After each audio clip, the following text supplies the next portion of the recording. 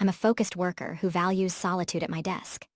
However, my new coworker constantly interrupts me, despite my efforts to shut down conversations.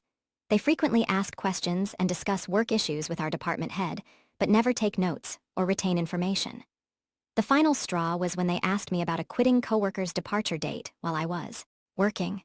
After months of interruptions, I decided to take petty revenge by switching my silent red keyboard to a louder blue one. Now, my coworker has to listen to the sound of my typing for at least 2 hours a day.